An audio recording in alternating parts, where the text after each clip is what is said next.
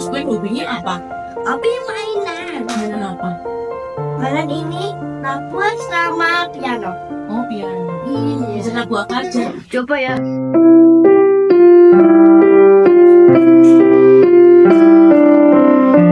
Shalom, salam sejahtera. Perkenalkan kami dari keluarga Rafael William Adiwijaya dan saya Natalia Desi Wulansari. Kami ingin sharing, ingin berbagi kisah keluarga kami. Anak pertama kami yaitu Velovelin Gwen Adiwijaya lahir dengan keadaan dengan Down syndrome.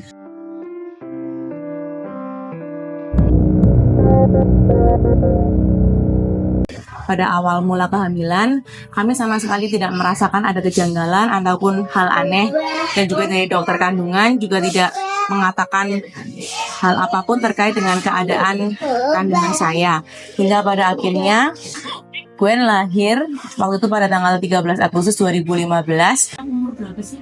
9. Terus kelas berapa? 2.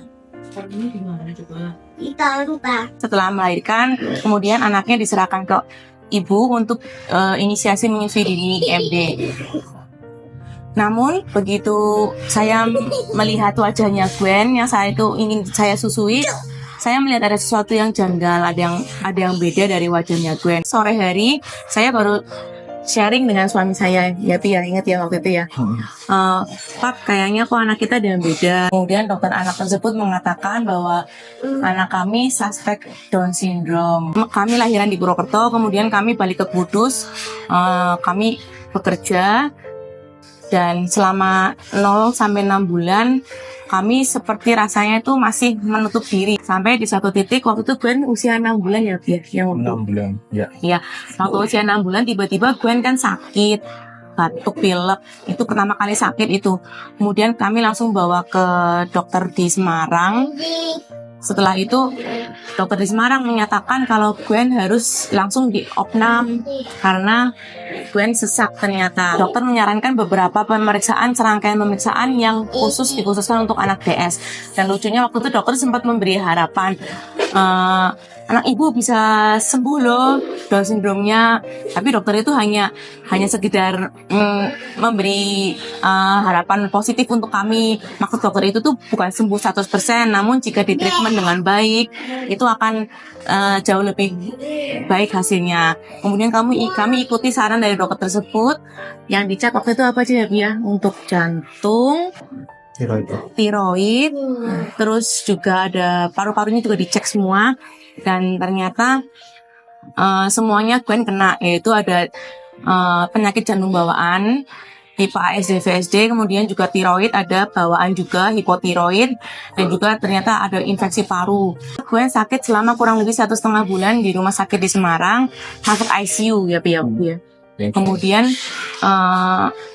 waktu itu sempat rasanya nggak ada harapan ya, karena seperti rangkaiannya nggak putus, seperti lingkaran setan. Karena jika jantungnya tidak dioperasi, paru-parunya akan terus terinfeksi karena ada aliran darah yang masuk ke paru-paru terus. Tetapi jika ingin dioperasi juga tidak bisa karena paru-paru Gwen masih infeksi. Jadi memang kita nggak bisa apa-apa waktu itu. Sampai kemudian Gwen juga dapat mukjizat juga. Gwen langsung dirujuk di RSCM Jakarta untuk melakukan operasi jantung segera.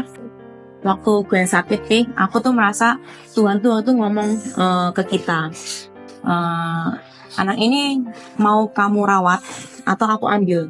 Tapi nggak usah gitu juga nggak dulu. Menurutku malah langsung aku ambil, harus tak rawat karena sudah dikasih Tuhan ya, mesinnya dirawat. Dan saat Wewen sakit itu memang istilahnya nek pribadiku itu anti klimaks. Jadi semuanya kayak kebalik. Selama ini misalnya mengingkari dan lain-lain ya, itu kayak ditampar gitu ya. Sampai kapan gak terus. Akhirnya secara langsung disadarkan Tuhan, pilihan itu ya cuma itu nih aku. Memang Aku pengen Gwen masih di sini. Nggak ada pilihan diambil Tuhan, nggak ada. Aku pengen Gwen tetap hidup Iya. apapun itu. Iya. Kalau dari sudut pandangku waktu itu Tuhan kayak kasih opsi itu. Kalau kamu masih belum mau terima, kalau kamu masih belum mau 100% terima, aku ambil nih. Karena kasusnya kan waktu itu berat ya, Bi. Berat. Berat banget waktu itu. Seperti Tuhan tuh mau tanya, mau aku ambil atau mau kamu rawat. Akhirnya kami berdua sepakat waktu itu, kami mau rawat Gwen 100% dengan penuh tanggung jawab. Jadi titik balik kami ada di saat Gwen sakit itu. Kejadian Gwen sakit itu membuat kita tuh istilah apa ya, ditegur Tuhan atau mungkin diingat no Tuhan tentang arti kehadiran Gwen sebenarnya menurutku ya, bahwa kehadiran Gwen kan sebenarnya anugerah dari Tuhan yang semestinya kita rawat dan kita besarkan dengan baik. Jadi proses sebelum sakit itu sebenarnya kan banyak pengingkaran, banyak Denial. ya itu kan sebenarnya menurutku sih manusiawi ya. Cuma dengan adanya Gwen sakit tuh bagiku anti klimaks, bahwa kita harus mutusin lah mau gimana. Ya, Dan jadi kita langsung tanpa harus mikir lagi lah, memang kita berdua pengennya Gwen hidup, Gwen masih sama-sama kita. Nah, saya pribadi kayak gitu. Jadi di titik itu tuh kita kayak dipaksa untuk segera memutuskan ya. Ya, Memutuskan. Kamu mau untuk merawat anak ini atau mau aku ambil, dan kami akhirnya sepakat kami berdua mengambil keputusan, ya Tuhan, kami ingin merawat anak ini dengan sepenuh hati kami, menerima 100% tanpa syarat apapun. Percekcokan terkait Gwen itu tidak, cuma mungkin ada bumbu-bumbu lain ya. Tapi untuk urusan Gwen itu sendiri cekcoknya bukan pas sakit malah ya. Pada saat denial itulah. Jadi pada saat lahir sampai dengan 6 bulan proses masih dalam tahap penolakan namanya. Iya, masih. Pengingkaran. Nah itu malah ada cekcok sih.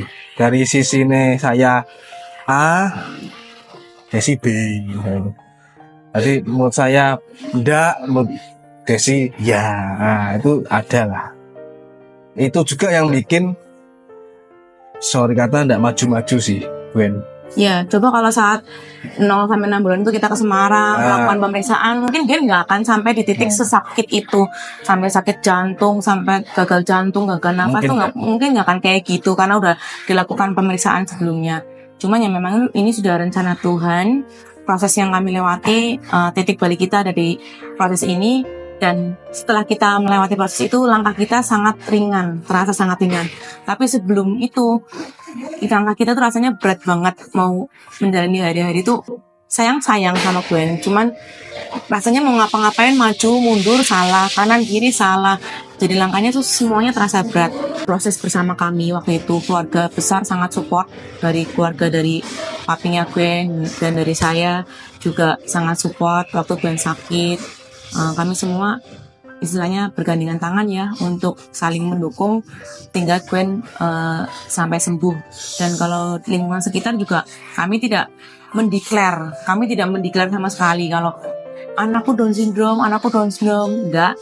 Tapi kami hanya dengan melalui cara kami ngomong, melalui mimik muka kami saat bicara tentang anak kami, dan orang-orang pasti tahu lah kalau melihat fisiknya Gwen, pasti tahu kalau Gwen itu berbeda. Tapi kan orang-orang akan merasa kalau orang tuanya itu sudah menerima atau belum, itu kan akan terasa ya. Jadi kalau kami memang waktu itu sudah menerima, tentunya juga orang-orang juga akan malah memberikan empati ke kami, support ke kami. Jadi dari lingkungan sekitar juga nggak ada yang istilahnya dalam tanda kutip membuat kami down, itu nggak ada. Malah teman-teman kantor juga sangat support, keluarga juga sangat support. Awal-awal itu saat Gwen sakit itu adalah kami menyelesaikan masalah kesehatannya Gwen. Setelah Gwen sakit, kami masih harus fisioterapi untuk mengembangkan fisiknya Gwen, rehabilitasi fisiknya Gwen. untuk bisa duduk, untuk bisa jalan. Setelah itu di umur 2 tahun kami mulai membawa Gwen untuk terapi edukasi, terapi bicara juga, dan kuncinya adalah itu. Jadi semakin dini kami melakukan intervensi terhadap Gwen, terapi intervensi terhadap Gwen, itu kami rasa akan sangat memudahkan Gwen dan membantu Gwen untuk berkembang. Jadi dari situ Gwen saya anggap seperti anak normal, seperti anak reguler pada umumnya.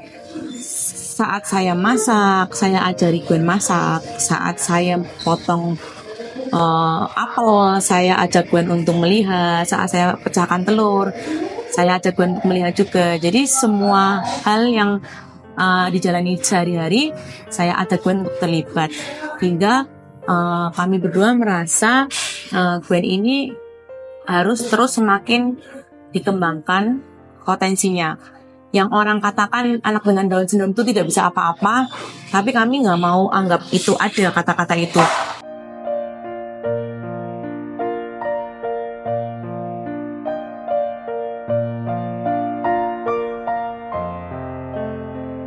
Kalau untuk Gwen anak berkebutuhan khusus, itu bakat itu harus distimulasi.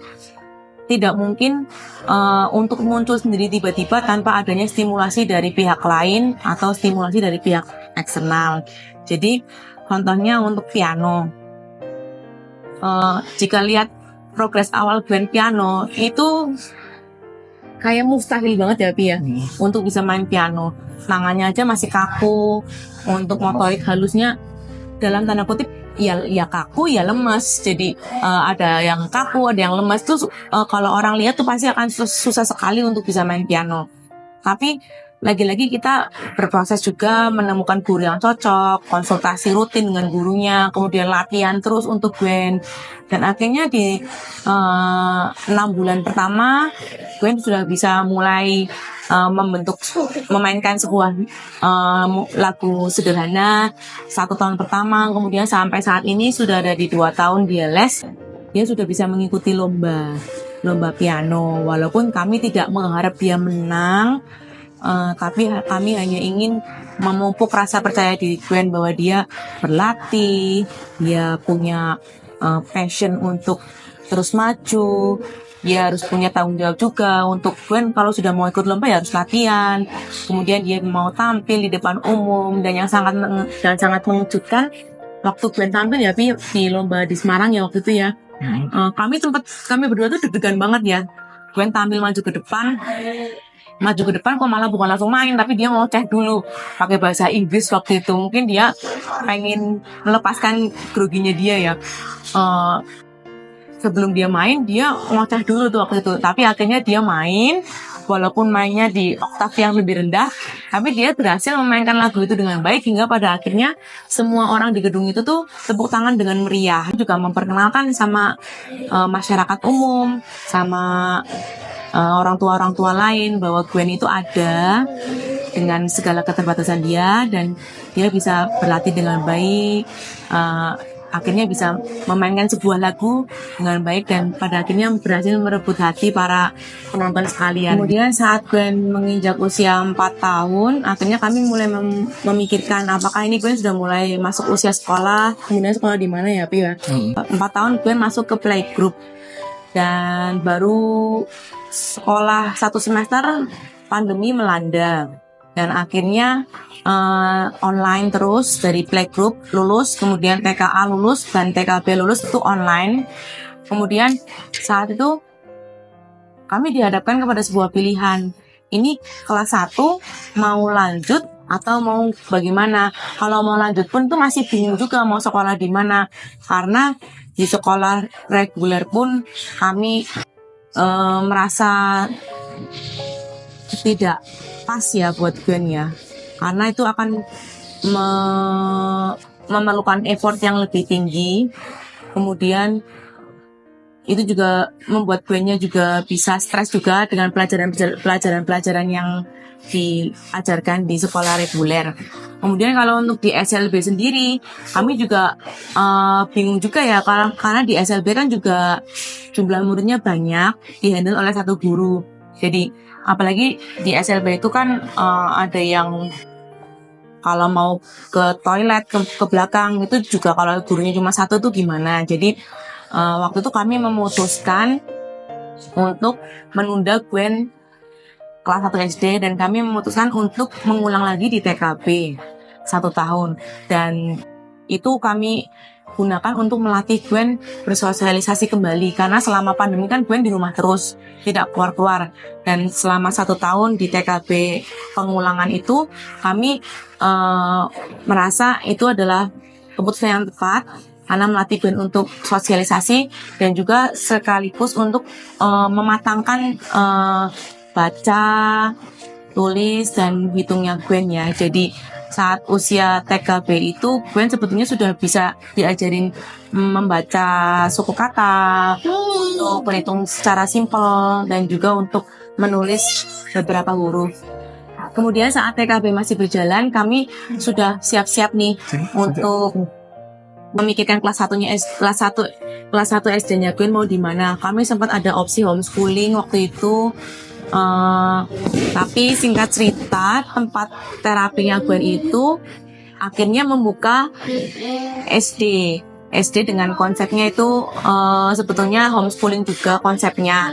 Nanti lulusnya juga kejar paket A. Tapi kami rasa sekolah inklusi itu cocok buat Gwen karena di dalam kelas itu hanya berisi 5 anak dan 1 guru. Dan akhirnya setelah TKB lulus, kami positif langsung mendaftarkan Gwen di SD inklusi tersebut dengan harapan Gwen akan lebih nyaman belajar, dan kami berdua sebagai orang tua juga nggak stres ya untuk mengajari Gwen segala pelajaran-pelajaran di SD. Dan saat ini Gwen sudah kelas 2 SD. Selama dari kelas 1 sampai kelas 2 ini kami merasa keputusan kami tepat untuk memasukkan Gwen ke SD inklusi tersebut karena sosialisasi juga dapat, pelajaran juga nggak terlalu berat, Gwennya juga enjoy, dan entah kenapa di sekolah itu Gwen malah muncul percaya dirinya di depan kelas. Saya juga nggak menyangka kalau dari sisi pelajaran juga ternyata dia cepat menangkapnya. Ya puji Tuhan, segala proses yang udah kami lewati itu terasa benar-benar lebih ringan, dimudahkan oleh Tuhan untuk segala prosesnya. Tadinya kami bingung mau SD di mana, tapi ternyata dikasih jawaban. Ternyata tiba-tiba ada sekolah SD inklusi itu, dan kami sangat bersyukur akhirnya dari proses pendidikan juga kami bisa melewati dengan baik. Mencari sekolah untuk anak berkebutuhan khusus itu memang sebuah tantangan tersendiri. Tapi di kota Kudus ini kami mendapatkan segala hal yang diperlukan oleh Gwen dari segi terapi, fisioterapi, terapi bicara, kemudian terapi edukasi dari SD. Itu kami sudah dapat semua di sini. Itu jalan Tuhan lah yang kadang-kadang kalau kita pikirin satu-satu tuh pusing pasti, tapi ada aja jalannya dia. Yes. Ini. Ya. Oke. Ya Om Boy. Oke. Kalau komunikasi dengan gue sebenarnya enggak susah sih ya. Karena anaknya sebenarnya kan paham semua. Cuma istilah apa ya? Melateni dia yang mungkin perlu kesabaran juga, karena tambah besar dia semakin kasarannya punya egonya ya.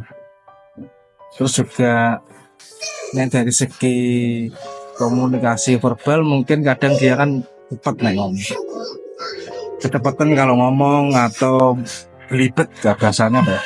Dia kebelibet sendiri akhirnya tidak jelas. Cuma kalau untuk orang yang sudah biasa, orang yang di sekitar dia mesti sudah paham dia mau ngomong apa gitu.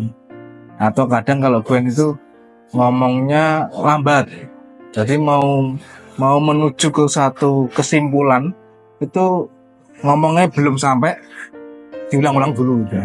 Tapi kita udah tahu dia sebenarnya mau tanya itu gitu. Nah paling itu tok sih, karena sebenarnya dia pada dasarnya paham, mudeng sudah mau ngomong apa. kami berdua dari kecil membiasakan Gwen untuk setelah kami pulang kerja itu kami ajak berkomunikasi, walaupun awalnya Gwen waktu bayi itu cuman kalau diajak ngomong itu kayak cuman ngeliatin tanpa menjawab apapun, tapi kami ajak komunikasi dan kami terus lakukan juga terapi bicara, dan dari situ kemampuan berbahasa Gwen juga semakin berkembang dengan baik. Kayak itu paling tantangannya ya tadi seperti papinya Gwen bilang, tapi selebihnya untuk yang lainnya itu kalau diajak komunikasi Gwen itu paham instruksi. Cuman ya saat ini yang kami hadapi ini egonya Gwen. Jadi umur segini itu lagi dibilangin lagi bantah, lagi susah untuk dikasih pengertian, walaupun dia tahu sebenarnya nilai mana yang baik, nilai mana yang jelek itu sebenarnya tahu. Cuman karena egonya lagi tinggi-tingginya, kami kadang-kadang juga emosi, capek juga. Tapi di satu sisi ini yang menarik, di satu sisi kami juga senang Gwen bisa berlaku seperti itu, Gwen bisa bertingkah seperti itu, kami juga senang. Berarti kan secara penalaran, secara pemikiran dia sebetulnya bisa dikatakan hampir menyerupai anak reguler pada umumnya, cuman umurnya mungkin tidak bisa selevel dengan umur 9 tahunnya dia. Jadi secara fisik Gwen umur 9 tahun, tapi secara pemikiran ataupun cara ngomongnya dia mungkin ada di umur 7 tahun atau 8 tahun. Jadi memang tidak seperti pada anak umumnya, cuman kami sudah cukup senang untuk apapun itulah yang sudah terjadi di Gwen sampai saat ini untuk kemampuan komunikasinya Gwen. Untuk teman-teman kami yang berada di luar sana, orang tua yang memiliki anak dengan kebutuhan khusus, yang saya atau kami berdua mau ajak untuk kita lewati bersama, yang pertama itu adalah proses penerimaan dan berdamai dengan keadaan dan diri sendiri. Jadi kalau kita belum melewati proses penerimaan itu, semua langkah akan terasa berat. Dan juga kita jangan terlalu sibuk dengan perasaan kita sendiri. Tapi ingat, kalau anak kita tuh usianya semakin bertambah, usia emas juga semakin bertambah. Dan kalau kita terlalu sibuk dengan perasaan kita, istilahnya proses penerimaan itu nggak kita lewati segera, itu akan berdampak tidak baik juga untuk anak kita. Jadi silakan cari cara sendiri atau menemukan cara sendiri dengan pasangan untuk segera keluar dari proses itu, sehingga proses penerimaan bisa segera dilewati. Karena jika proses penerimaan sudah dilewati, itu semuanya akan lebih mudah. Kemudian untuk yang kedua, mungkin kita bisa menganggap anak kita itu sebetulnya sama seperti anak pada umumnya. Tapi dengan sadar, kita juga harus menyadari bahwa anak kita perlu kita intervensi dari segala sisi.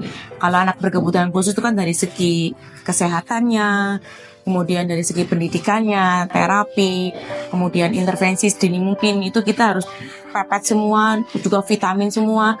Jadi kita menganggap anak kita tuh reguler aja, nggak usah meratapi situasi anakku berkebutuhan khusus gitu, nggak usah.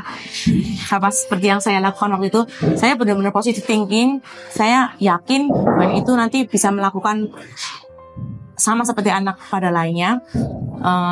Hanya saja dia memerlukan waktu yang lebih panjang daripada anak yang lainnya. Jadi anggaplah Gwen itu seperti pada umumnya, seperti biasa, tapi kita juga mendukung tumbuh kembangnya dengan kita menopang dari segala aspek. Terus Gwen mau ngapain sekarang? Mau nyanyi nggak? Enggak. Coba nyanyi. Bisa lah. Nyanyi apa? Twinkle twinkle gimana? Twinkle twinkle.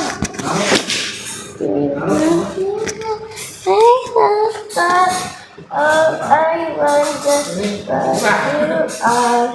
Oh, but I don't. Oh, I just say because it is not. Oh, I wonder what you are.